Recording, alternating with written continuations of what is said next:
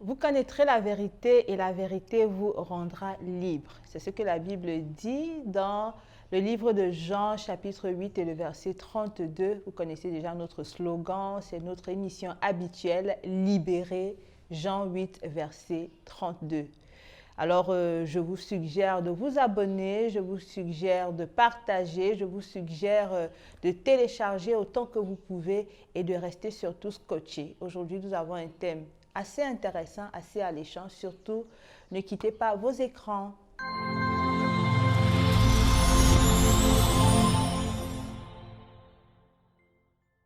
Nous parlerons aujourd'hui du parler en langue et pour ce faire, nous avons invité le pasteur Christian. Bonjour pasteur. Bonjour Blondine. Bienvenue. Merci. Je vais vous laisser 2 secondes, Oui. juste 2 secondes pour vous présenter en entier, nous parler de la mission, nous parler de votre famille et puis ensuite nous rentrerons dans le vif du sujet. Merci. Vous avez devant vous le pasteur Bunju Christian. Je suis le pasteur de la mission baptiste Christ Metanoia. Je suis un missionnaire et par la grâce de Dieu, je suis marié en 2011. J'ai 3 enfants, 2 filles de charmantes, jolies jumelles, Precious et Promise, et leur petit frère Béni. Ok, Merci. donc nous faisons un coucou à madame Coucou. et aux enfants certainement, à la mission Metanoia. Ça signifie quoi Metanoia? Metanoia, c'est repentance, conversion, le renouvellement de l'intelligence. Renouvellement de l'intelligence. Et ça va en droite ligne avec notre thème. Effectivement. Nous cherchons à renouveler notre intelligence et faire ce que Dieu veut. Amen. Aujourd'hui, nous parlerons du parler en langue. Des fois, ça fait couler beaucoup d'encre et de salive. Vraiment. Donc, nous allons essayer d'entrer dans, de comprendre véritablement de quoi il s'agit pour savoir comment se positionner les uns les autres. Oui. Alors, qu'est-ce que c'est le parler en langue et puis comment est-ce qu'on peut l'identifier? Bon, je vais rebondir en même temps sur la question et dire, le parler en langue d'abord, c'est biblique. Ce n'est pas une invention chrétienne ou des croyants. Ok. C'est biblique. Et le parler en langue, c'est aussi, ça fait partie des dons. Des 9 dons que la Bible a cités dans 1 Corinthiens chapitre 12, les versets 8 à 11. Donc c'est, disons, le 8e don. Parmi les 9, c'est le 8e don. Oui. Maintenant, dans ce 8e don, nous avons ce 8e don qui se divise en 2. Il y a le parler en langue, Oui. dans une langue connue, qu'on peut comprendre, D'accord. et le parler en langue que nous appelons dans une langue inconnue ou le Inconnue. langage des anges. Ok, d'accord. Alors, donc, vous nous dites qu'il est biblique. Oui. Et comment est-ce qu'on peut l'identifier? C'est-à-dire que si j'arrive à un endroit X ou Y, comment je sais que cette personne est en train de parler en langue ou pas? D'accord. Pour identifier le parler en langue, Oui. ça se manifeste lorsque la personne est remplie du Saint-Esprit. Oui. Là, nous parlons de la plénitude du Saint-Esprit. Ça peut être seul ou en public.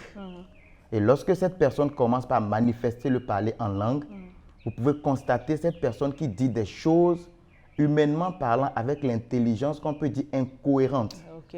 Des choses que personne ne peut comprendre. On peut comprendre.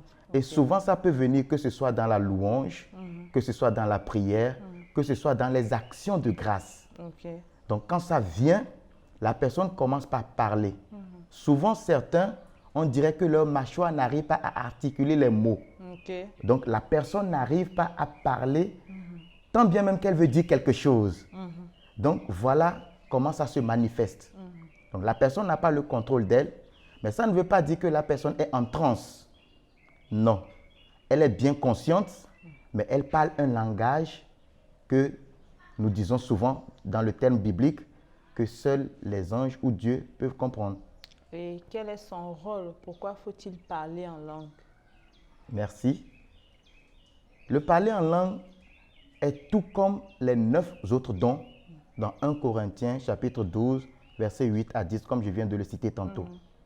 Donc, c'est le 8e don. Il ne doit pas être négligé. Ok. il a une grande importance au sein de l'Église, Ouais. au sein de l'Assemblée. Parce qu'au travers du parler en langue, on peut avoir des prophéties. Ok. On peut être édifié. Maintenant, lorsque vous parlez en langue personnellement, en étant seul, que ce soit dans la prière, que ce soit dans les chants, que ce soit dans la louange, que ce soit dans les actions de grâce, le parler en langue vous permet de vous édifier et de vous élever spirituellement. Ça vous permet d'avoir ce que nous appelons une dimension spirituelle qui dépasse ce que nous avons dans le naturel. Vous avez parlé précédemment du parler en langue qui peut se faire par une langue intelligible. Alors, comment est-ce que ça aussi, ça se manifeste? On est habitué au parler dans une langue non intelligible. Maintenant, quand on parle et qu'on se comprend, c'est vrai que si on s'en réfère à la Bible, il est dit que quand les langues de feu apparurent sur la tête des disciples, c'est chacun qui pouvait reconnaître sa langue maternelle, ainsi de suite. Mais maintenant, dans notre époque contemporaine, on a de la peine à voir ce genre de choses. C'est généralement les langues inintelligibles. Alors, quand ça se passe par des langues intelligibles, comment est-ce qu'on le voit, quoi? D'accord. C'est simple. Selon Actes chapitre 2, comme tu viens de le citer, Ouais. il est dit que lorsque le Saint-Esprit est descendu sur eux, Ouais.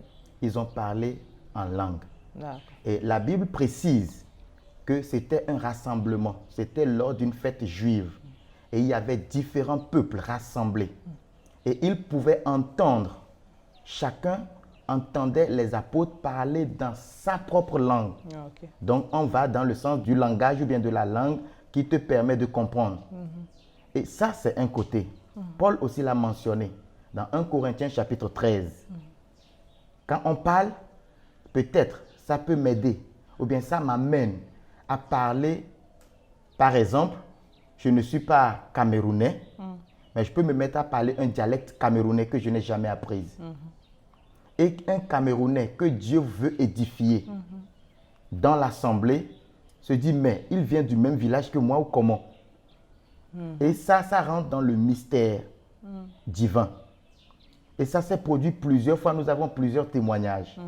Tu peux parler le chinois, tant bien même que tu n'as jamais appris la langue. Ah, Oui. vivement que je veux recevoir ce don pour pouvoir parler les langues d'autres pays et Vraiment. tout. Voilà. Mais est-ce que vous pensez que le parler en langue, il est obligatoire pour tous les chrétiens? Parce qu'il y en a qui ne parlent pas en langue. Est-ce que c'est obligatoire de parler? Là, je vais dire oui. C'est obligatoire pour tout chrétien. Mais, ça se demande. Ok. Il faut arriver à la plénitude. Parce que les chrétiens, à un moment donné, l'ont négligé. Ok. Ils se sont dit, ça ne vaut pas la peine. Je veux parler dans une langue que Dieu peut comprendre ou bien dans le patois que j'ai l'habitude de parler. Mais, nous devons comprendre que le parler en langue a sa place et est très important. Parce que le chrétien, le croyant qui l'exerce, il ne le fait pas volontairement. C'est à une dimension de plénitude du Saint-Esprit qu'il se met à parler dans de nouvelles langues. Et quand il le fait, la Bible dit qu'il s'édifie. Maintenant, quand c'est dans une assemblée, qu'il commence par parler en langue, regardez le miracle que Dieu fait. Dieu peut au même moment susciter quelqu'un Ok. qui commence par interpréter ce que l'autre dit. Wow. Oui. Ok. Parce que je pense que l'apôtre Paul, c'est ce qu'il nous suggérait, que s'il y a des personnes qui parlent en langue, il faut qu'il y ait quelqu'un pour interpréter. Effectivement. Alors, est-ce que c'est parce que vous parlez de négliger, qu'à un moment donné, on aurait négligé le parler en langue? Moi, j'aimerais savoir, est-ce que c'est la seule... vous avez aussi lié le parler en langue à la plénitude du Saint-Esprit. Est-ce que quand on ne parle pas en langue, est-ce que cela signifie que nous n'avons pas le Saint-Esprit? Non, pas du tout. Pas du tout. On a le Saint-Esprit, mais la manifestation du Saint-Esprit. Oui. Vous savez, quand on parle des dons, il y a des dons qui se manifestent spontanément, automatiquement que vous avez reçu le Saint-Esprit. Mais quand nous allons dans le livre des Actes, quand nous prenons l'exemple de Pierre, Actes chapitre 10, la Bible nous dit là-bas que Pierre il est arrivé dans une communauté où il y avait des croyants qui ont commencé par parler en langue. Oui. Avant même d'être baptisés d'eau. C'est pour dire quoi? Quand tu es rempli du Saint-Esprit, tu te mets à parler en langue. Mais ce n'est pas pareil pour certains dons. Certains dons, il suffit d'avoir le Saint-Esprit, tu commences par l'exercer. Mais pour le parler en langue, il y a des chrétiens qui pensent que ça doit venir parce qu'ils sont chrétiens. Non, il faut chercher la plénitude. C'est lorsque tu atteins la plénitude que ça vient. Ça vient de soi-même. Ça sort. C'est comme, permettez-moi de prendre cet exemple de Anne qui était partie prier dans le temple. Je retourne dans l'Ancien Testament pour vous donner juste un exemple. Ouais. Elle est arrivée à un niveau où elle a tellement prié, elle a tellement parlé, ça m'engage, qu'elle a commencé par parler en langue. Et Élie de venir lui dire, mais femme, jusqu'à quand ton ivresse va-t-il passer? Parce que Élie, quand il s'est approché, il a entendu Anne parler une langue incohérente. Il a entendu des choses sortir de la bouche d'Anne.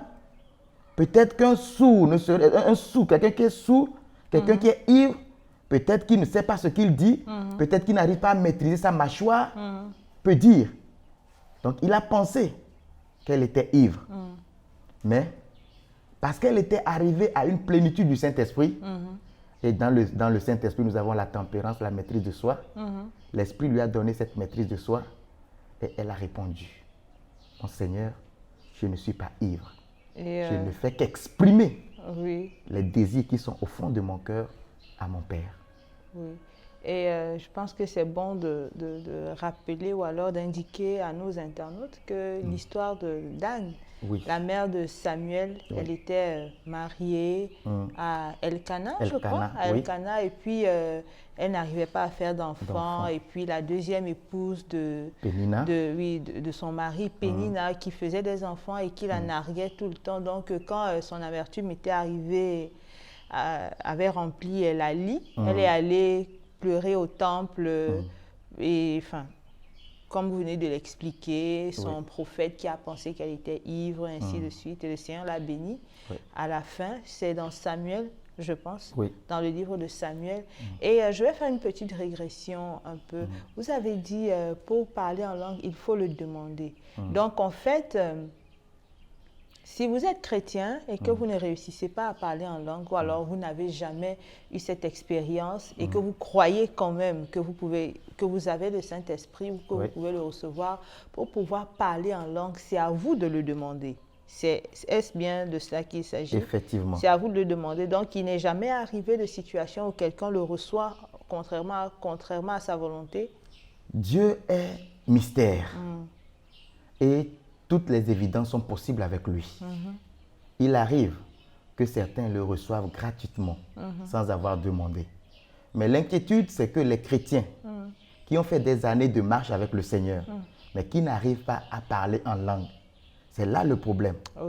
Parce qu'il y a certains, après leur repentance, automatiquement, lorsqu'ils se sont repentis, ils ont reçu ce don du parler en langue. Mais pour le chrétien qui marche déjà avec le Seigneur, mais qui n'arrive pas à parler en langue, il faut qu'il fasse recours à la prière. Il faut qu'il retourne vers le Père. Il faut qu'il demande au Père, je veux communiquer avec toi. Je veux cette intimité entre moi et toi, Père. Accorde-moi la grâce de rentrer dans ton secret et de parler ton langage.